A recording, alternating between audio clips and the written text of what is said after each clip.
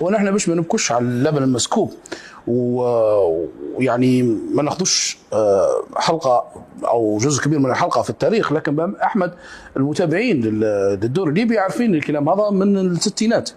يعني في دوري انحسم في الستينات بمباراه فاصله تم اخذ القرار فيها يوم جمعه، الاتحاد الليبي اجتماع يوم جمعه مطلع رسميه. كويس. وكانت برضو بين اهلي طرابلس والاهلي، وكانت من المفترض ان هي المتصدر ياخذ الدوري، وصدر فريق الاهلي فرق اهداف. كان الاهلي فرق 23 هدف، وكان اهلي طرابلس فرق 17، ومع ذا كله دار مباراه فاصله ووحده في طرابلس.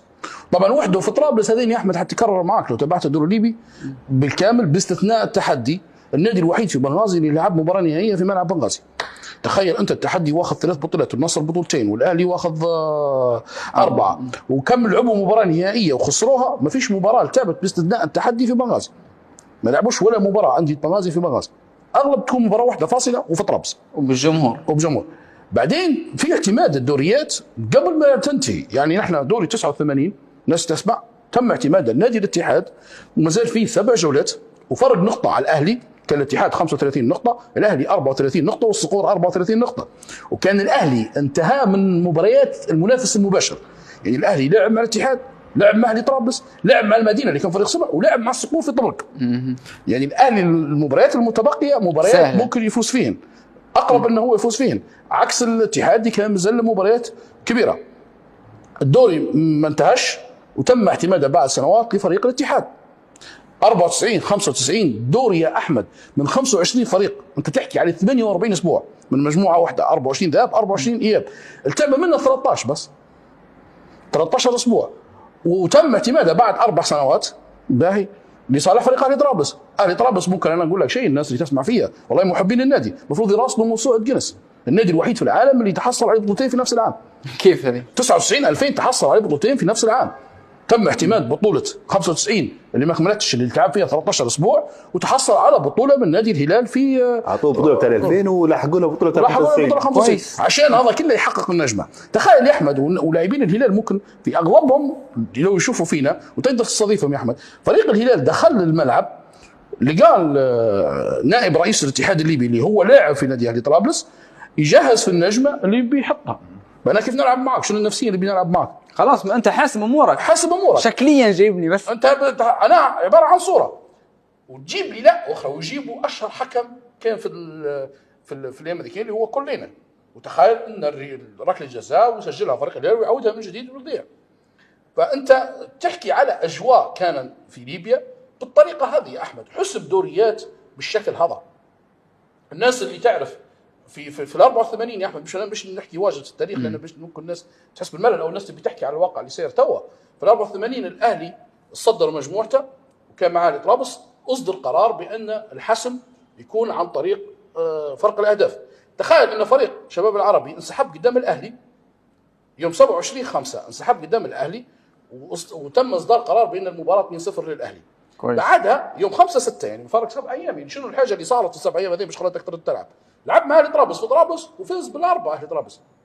المباراه الاخرى الاهلي مع الشراره، تفاجئوا الاهلي ان الشراره انسحبوا وخذوها الاهلي 2-0. بالقانون يقول لك انا والله اعطيتك المباراه، فريق قدامك انسحب اعطيتك المباراه.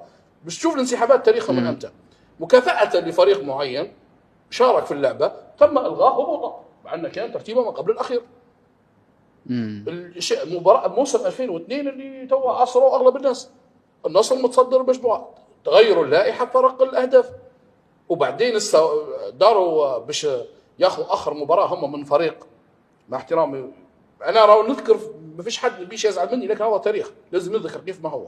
لان باش الاتحاد يفوز على السويحلي في اخر مباراه خلوا الصواعد ينزل، صواعد مع الاخضر مباراه انتهت 6-1 فاز فيها الصواعد، فاز على الاخضر وشكلوا لجنه بان صار تلاعب من الصواعد. كويس بك، تلاعب الصواعد باهي. طبيعيا يا احمد لما يتلاعب الصواعد شو المفروض يصير؟ سحب نتائج الصواعد بكامل، صح ولا لا؟ صحيح. انت ما دام قريت ان الصواعد تلاعب بالنتائج، طبيعي انك انت تسحب جميع النقاط. لا ما سحبوش نقاط. ليش ما سحبوش نقاط؟ لان الصواعد متعادله مع النصر والاتحاد فايز على النصر. لو يسحبوا النقاط شنو يصير؟ يسحبوا 3 نقاط بالاتحاد وحيسحبوا نقطه واحده من النصر، فالنصر حيتوج بالبطل. قال لك لا، تلاعب وينزل درجه ثانيه لكن النقاط هي كمان. فهذا مهزله تكررت برضه بعد 3 سنوات وانسحب اهلي طرابلس. انا نشوف تو في ناس يعني محسوبين بامانه على نادي اهلي طرابلس ويتكلموا على كيف ينسحب الاتحاد، كيف ينسحب الاهلي مثلا كذا. انت في 2005 انسحبت من الدوري لما عرفت ان الاتحاد ياخذه، وعلى فكره كررتها اخرى بعد 4 سنوات وانسحبت من جديد. ولما انسحبت تخيل انت كانت المنافسه بين الاتحاد والاهلي وانتهى الدوري على فرق 4 نقاط للاتحاد.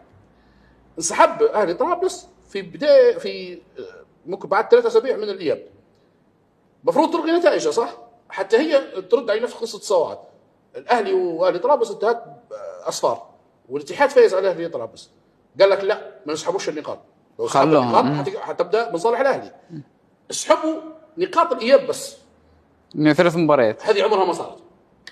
جيب لي في الدوري الصومالي في مدغشقر في اي دوري في العالم انك انت تدير قرار، والله يا محمد تدير قرار ما تلغيش نتائج فريق، انت يا اما تلغيهم كلهم صحيح او تخليه كله، تخلي الفريق يلعب ضد بالاثنين.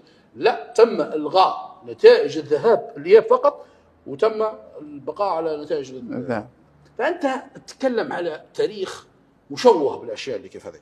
للاسف الشديد نحن ممكن حكينا حتى قبل الهواء مع محمد ان نحن بنتكلموا على الواقع اللي سير تو، لكن للاسف راهو نتائج لمصائب اكبر كانت في فتره معينه ونحن نعرف الكلام هذا وممكن عاصرنا جزء منه.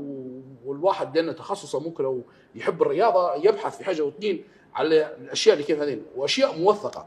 يعني تو اتحاد اهلي طرابلس يحسبوا لهم بطوله موقفه، ليش ما حسبتش الدارمس؟ صحيح، ليش ما درتش حل في بتاعت الحروب؟ انا تو يتوقف. انا تو نقول لك حاجه مثلا، والله مش دفاعا عن النادي الاهلي وما نبوش نحطه في زاويه ان نحن مثلا ندافع عن النادي الاهلي. تخيل يا احمد 4 دوريات يتوقفن، خذ من 2011 وتعال الاهلي متصدر مجموعته. صحيح، كم خسر فلوس، كم خسر لاعبين، عقود كذا، كم عقود، كم كذا، معسكرات سوء تنظيم منك انت.